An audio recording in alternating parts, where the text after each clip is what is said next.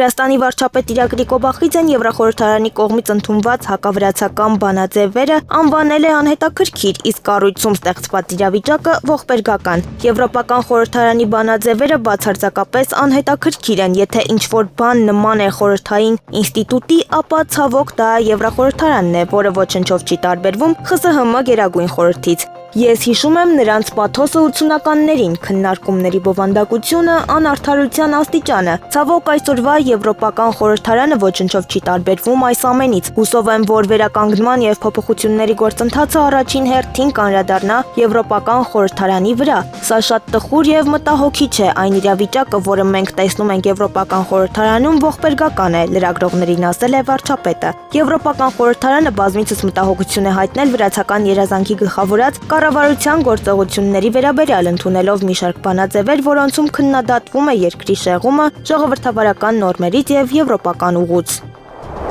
Ռուսաստանի նախագահ Վլադիմիր Պուտինը եւ Հռոմի Պապ Լևոն 14-րդը գործնականում եւ կոնկրետ ձևով չեն քննարկել Վատիկանի միջնորդական դերը ուկրաինական կարգավորման գործում, հայտարարել է Ռուսաստանի նախագահի մամուլի քարտուղար Դմիտրի Պեսկովը։ Գործնական կոնկրետ իմաստով ոչ, սակայն ինչպես նշել էինք մեր ուղերձում, նախագահը շատ բարձր է գնահատել Վատիկանի ներդրումը մարդասիրական մի շարք հարցերի լուծման գործում, լրագրողներին ասել է Պեսկովը։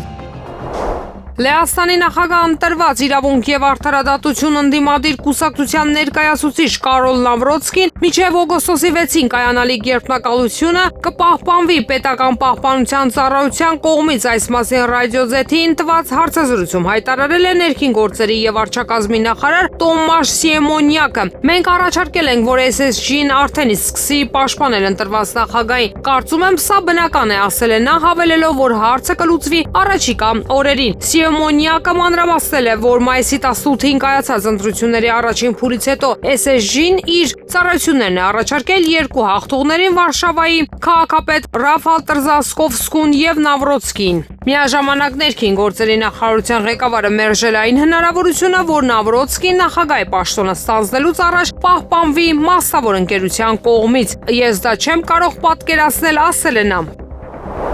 Մեր երկու երկրների միջև բարձրաստիճան փոխայցելություններն անընդհատ են, հաճախակի են ընդգրկում են տարբեր գերատեսչություններ։ Այդ մասին ազգային ժողովում 2024 թվականի պետբյուջեի կատարողականի նախնական քննարկումների ժամանակ ասաց Հայաստանի Հանրապետության արտաքին գործերի նախարար Արարատ Միրզոյանը, անդրադառնալով Հայաստանի եւ Իրանի միջև հարաբերություններին։ Միրզոյանը հիշեցրեց, որ մարտին Իրանի արտաքին գործերի նախարար Աբբաս Արաղչին էր այցելել Հայաստան, ապա տեղեկացրեց, որ առաջիկայում այլ այցելություններ է սպասվում։ Մենք սպասում ենք նախագահ Փեսեշքյանին, Երևանում ասաց նա։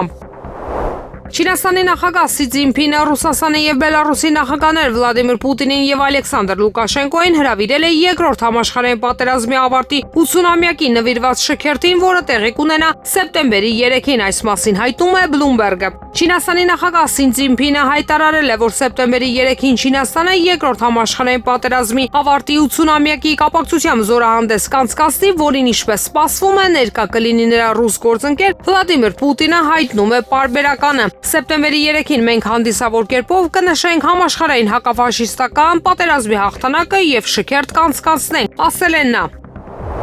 ՆԱՏՕ-ի գլխավոր քարտուղար Մարկո Ռյուտեն չափազանցնում է իր կարևորությունը, համեմատելով դաշինքը Նապոլեոնյան Ֆրանսիայի եւ հռոմեական կայսրության հետ։ Այս կարծիքն է հայտնել բրիտանացի լրագրող Ավշին Ռաթանսին։ Համապատասխան հայտարարություն Ռյուտեն արել է հունիսի 4-ին կայացած ճեպազրույցում։ Լրատվամիջոցի ներկայացուցիչը նշել է, որ Ռյուտեն նման համեմատություններ է անում, իսկ հետո հարցնում է, թե ինչու Ռուսաստանը, Չինաստանը եւ համաշխարհային հարավի երկրների մեծ մասը հյուսիսատլանտյան դաշինքը դիտարկում են որպես ուղղակի ռազմական սպառնալիք։ Ռաթանսիի կարծիքով ՆԱՏՕ-ի գլխավոր քարտուղարը կարող է ծիծաղելի լինել, չափազանցելով իր արժեքը, թեև նա ընդամենը խամաճիկ է, որը ապարում է Վաշինգտոնի դուդուկի տակ։ Լրագրողը հիշեցրել է, որ ՆԱՏՕ-ն ոչնչացրել է Հարավսլավիան, Աֆղանստանը, Իրաքը, Լիբիան եւ Սիրիան։ Բրիտանացին նաև կոչ է արել չմոռանալ, որ դաշինքը վտանգավոր եւ պաշտպանական միլիտարիստական կազմակերպություն է։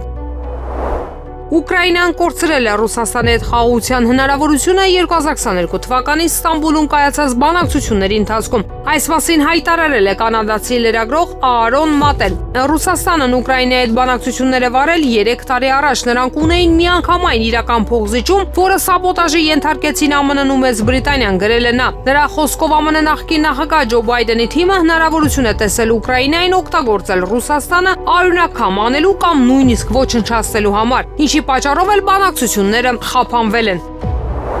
Վարչապետ Նիկոլ Փաշինյանը հեռախոսազրույց է ունեցել Թուրքիայի նախագահ Ռեջեփ Թայիփ Էրդողանի հետ։ Վարչապետը Թուրքիայի նախագահին շնորհավորել է Կուրբան Բայրամ տոնի առթիվ։ Թուրքիայի նախագահն իր հերթին Հայաստանի վարչապետին շնորհավորել է Եվրոպական քաղաքական համայնքի գագաթնաժողովը 2026 թվականի գարնանը Հայաստանում անցկացնելու առիթով։ Զրուցակիցները քննարկել են Հայաստան-Թուրքիա հարաբերություններին եւ տարածաշրջանային զարգացումներին վերաբերող հարցեր, պայմանավորվել շարունակել երկխոսությունը։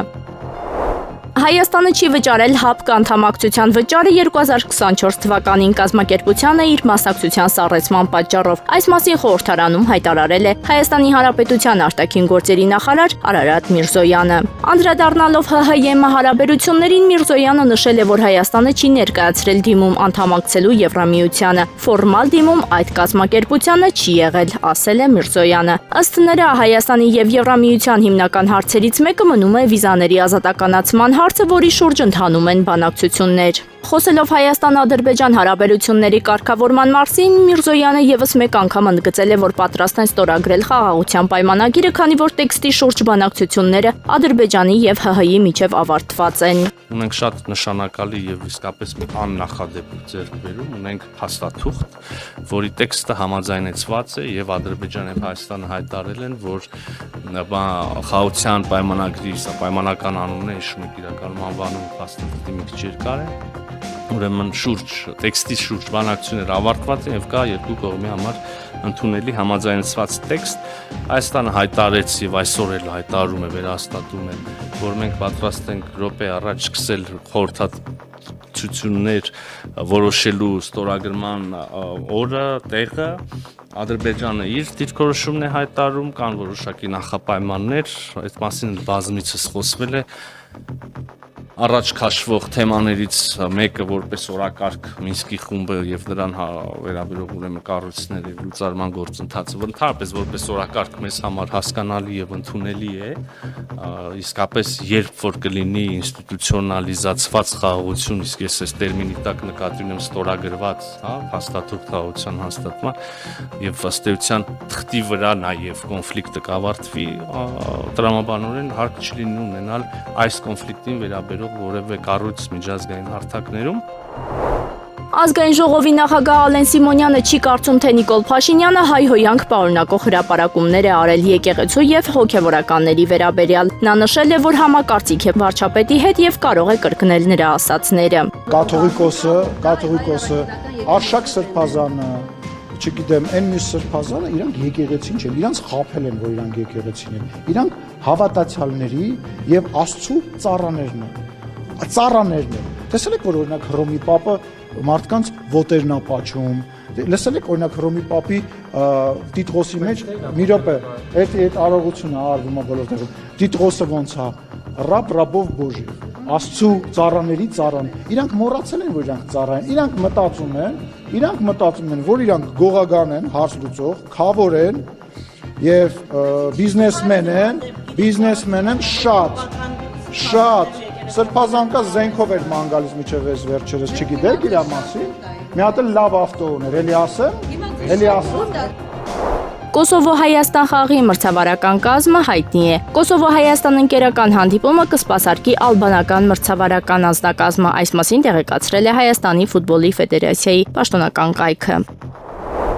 Կառավարությունը որոշել է Հայաստանի Հանրապետության Պաշտպանության նախարարության Մայր Հայաստան ռազմական պատմության թանգարան պետական հիմնարկը միացման ձևով վերակազմավորել, միացնելով Հայաստանի պատմության թանգարան պետական ոչ առևտրային կազմակերպությանը։ Որոշման արդյունքում կստեղծվի Հայաստանի պատմության թանգարան պետական ոչ առևտրային կազմակերպության Մայր Հայաստան ռազմական պատմության թանգարան մասնաճյուղ։ Նշվում է նաև, որ հաղթանակ զբոսայգու տարածքում գտնվող հուշարձանը կամրացվի Կրթության, գիտության, մշակույթի եւ սպորտի նախարարությանը։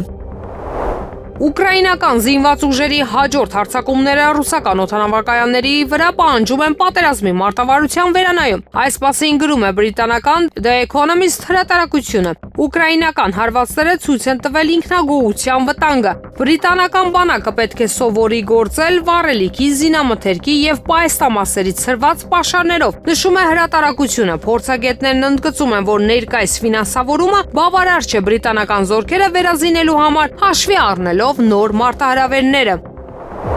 Եղանակը առաջիկա օրերին։ Երևան քաղաքում հունիսի 5-ից 3-ը 7-ից 10-ին սպասվում է առանց տեղումների եղանակ։ Հունիսի 6-ին կեսօրից հետո հնարավոր է կարճատև անձրև եւ ամպրոպ։ Ամպրոպի ժամանակ քամու ուժ գնացում։ Հանրապետության տարածքում հունիսի 5-ից 3-ը 8-ին 9-ից 10-ի գիշերը սպասվում է առանց տեղումների եղանակ։ Հունիսի 6-ից 7-ին գիշերը եւ կեսօրից հետո 9-ից 10-ին կեսօրից հետո առանձին շրջաններում սպասվում է կարճատև անձրև եւ ամպրոպ։ Հնարավոր է նաև կարկուտ։ Օդի ջերմաստիճանը հունիսի 5-ից 3-ը 6-ից 10-ին աստիճանաբար կբարձրանա 4-ից 6 աստիճանով։